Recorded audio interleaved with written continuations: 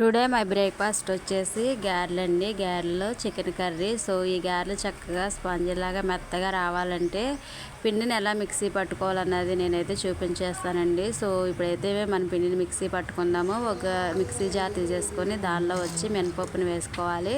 దీనిలో వచ్చేసి ఒక అల్లం ముక్క, ఒక పచ్చిమిర్చి అయితే యాడ్ చేశానండి. సో వీటిని అయితే మనం చక్క మెత్తగా ఇలాగా మిక్సీ పట్టేసుకోవాలి. అలా మిక్సీ పట్టేసుకున్న తర్వాత అయితే ఈ పిండిని ఒక గిన్నెలోకి అయితే తీసేసుకొని ఆ గిన్నెలో టేస్ట్ సరిపడా సాల్ట్ని అయితే యాడ్ చేసుకొని కలిపేసుకోవాలండి.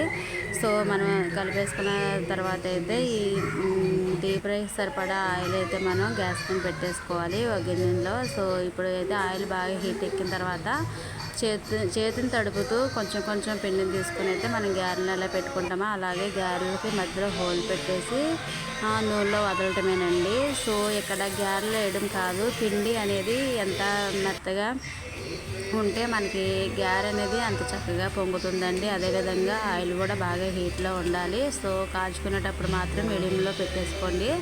సో ఇప్పుడైతే నేను గ్రైండర్లో పిండి ఎలా పట్టుకోవాలో పట్టుకుంటే గారెలు ఎలా వస్తాయో అదేవిధంగా మిక్సీలో కూడా పట్టుకోవచ్చు. మెత్తగా గ్రైండ్ చేస్తే మనకి గారెలు అనేవి చక్కగా పొంగుతూ మెత్తగా వస్తాయండి. వీడియోగా నచ్చినట్లయితే లైక్ చేసి సబ్స్క్రైబ్ చేసి షేర్ చేయండి.